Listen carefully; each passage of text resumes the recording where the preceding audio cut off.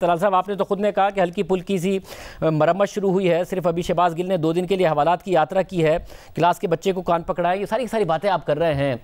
वही लबो लहजा है जो तहरीक इंसाफ के रहनुमाओं का होता था, वो आज भुगत रहे हैं, कल आप भुगतेंगे, इसकी वो आपको धमकी दे रहे हैं। आज आप कह रहे हैं कि बाकियों की भी बारी आएगी। इस मुल्क में ऐसे ही चल रहा है या आप लोगों ने मिल बैठ कर कोई बात करनी है?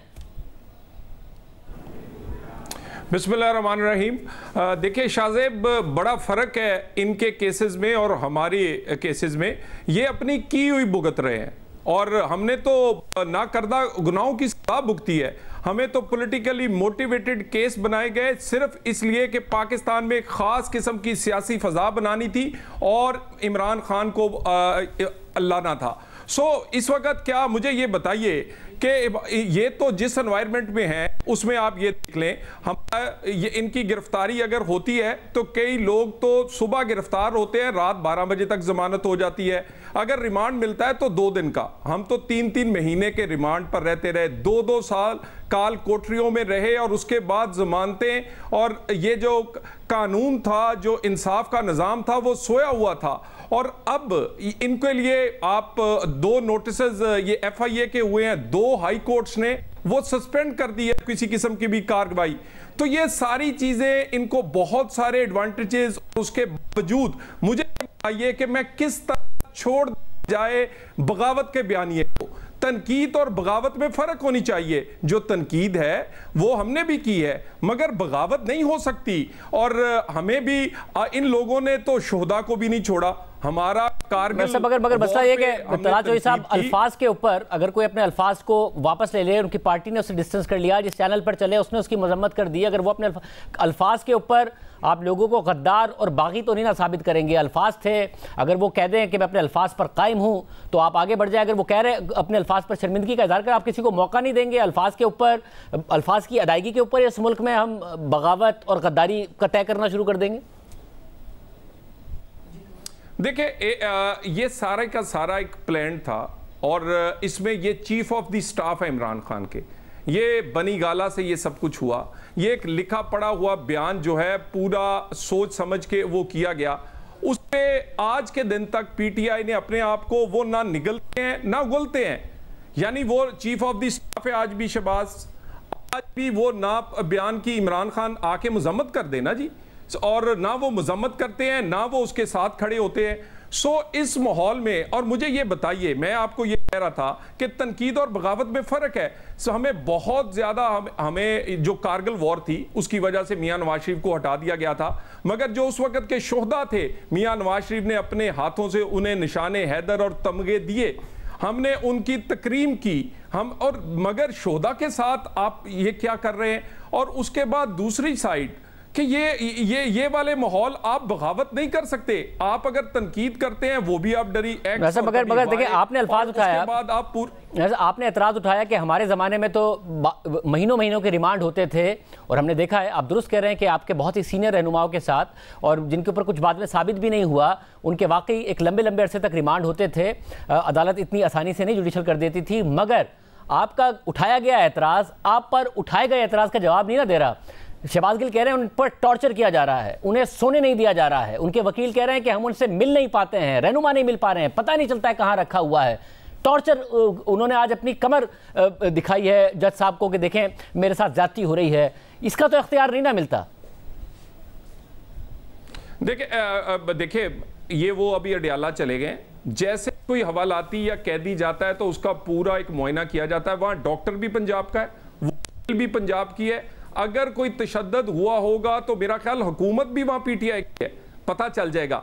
मगर आप इस आड़ में ये नहीं छुपा सकते कि आपने कितना बड़ा जुर्म किया है। और 3 दिन तक तो PTI तो उनको रोटी देने वाला कोई नहीं था, उनको मिलने वाला कोई नहीं था। ये तो आप मीडिया ने और लोगों ने उनकी बैशिंग की है, तो आज याद आया है कि ये वही शहबाज गिल है जो कि chief of the staff Imran Khan का, और इसको हम हमारे कहने पर सब कुछ किया है, तो कुछ तो खड़ा हो जाए इनके पास। मेरा ख्याल है कई चीजों का वो सिर्फ बहाना कर रहे हैं। 2 दिन और उसके बाद उनको है। मैं तो इस पर भी सवाल उठा रहा हूं, मगर उसके बावजूद मैं ये नहीं कह रहा कि हम कोई ज्यादती करें। उनके ड्राइवर की मिसेस के साथ हुआ। सबसे पहले नून लीग ने मामला आपके प्रोग्राम में सीनियर तरीन लीडर अब्बासी साहब ने, मरियम नवाज ने, हमने उठाया। हम चाहते हैं कानून पर अमल हो। मुझे तस्दीक करने दीजिएगा, मुझे तस्दीक करने दीजिएगा। हमने जब सवाल उठाया तो फिर आपकी सीनियर क़यादत ने जवाब में इसे तस्लीम किया और फिर मरियम नवाज साहिबा ने ट्वीट किया, वरना दिन से ये बात चल रही थी, किसी को नहीं ख्याल आया। तो ये तस्वीर है, ऐसा नहीं कि आए और अचानक हमारे प्रोग्राम में आके सवाल उठाया और फिर मरियम नवाज साहिबा ने उठाया, नहीं, किसी को नहीं ख्याल आया। जब सवाल उठाया तो फिर कहा कि हाँ ये गलत है, ये नहीं होना चाहिए, फिर मरियम नवाज साहिबा ने भी ट्वीट किया, फिर तो ये दिन भर चल रहा था मामला। ये इसका सीक्वेंस है। मैं शाहजेब साहब शुक्र करें कि भी चंद घंटों में, यानी बाप के सामने बेटी गिरफ्तार हो, खावन की अहलिया बिस्तरे मर्ग पर हों और टेलीफोन करने की इजाज़त ना हो, और मरियम नवाज अपने सो रही हो अपने कमरे में और उसका दरवाज़ा तोड़ दिया जाए। काश कभी सोच लें कि वो तो कई दिन किसी को ये भी ख्याल नहीं आया कि ये ज्यादतियाँ की गई थी, और हमारी तो कई लोगों की जवानियां के 2-2 साल का कोई जवाब दे नहीं है।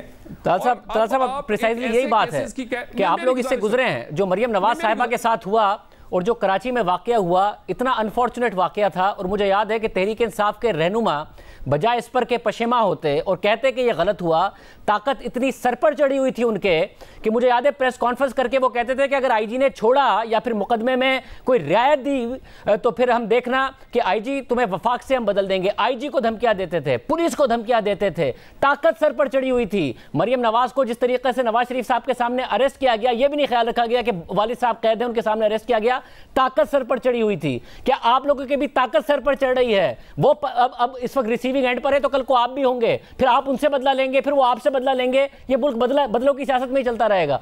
आप याद करें जब मरियम नवाज साहिबा के साथ ज्यादती हो रही थी, इसी प्लेटफॉर्म से हम आवाज उठा रहे थे, मगर उन पे क्या ताकत सवार थी उनके सर पर। तो आप लोगों के सर पर क्या ताकत सवार हो गई है? मगर कई ऐसे लाकानूनियत या ऐसे जुर्म जो हैं, ऐसे हुकूमत हमारा फर्ज बनता है कि अगर कोई बगावत पे उकसार है तो उस पर फिर कार्रवाई की जाए। अब अगर कोई ये सारी चीजें मियां यानी नवाज शरीफ और नून लीग से कंपेयर कर रहा है तो कोई कंपैरिजन नहीं है। मसलन तोशा खाना केस का, फॉरेन फंडिंग का, वो कहते हैं जी जैसे नवाज शरीफ से ज्यादती हुई वैसे इमरान से नहीं, इमरान से नहीं, इन्होंने जुर्म कर चुके हैं। इसी तरह ही शहबाज गिल जुर्म कर चुके हैं। भाई उसका अगर पेशेमानी है तो खुलकर सामने आए ना जी। और इमरान खान के चीफ ऑफ द स्टाफ है, वो ये तस्लीम करें, सब कुछ चीजें लेकर आए। लेकिन ये नहीं हम कर सकते कि वो सिर्फ सियासी आड़ में अपने गुनाहों को छुपाते रहे। और पिछले वो लगातार उनको ये सहूलत हासिल रही क्योंकि वो लाडले थे।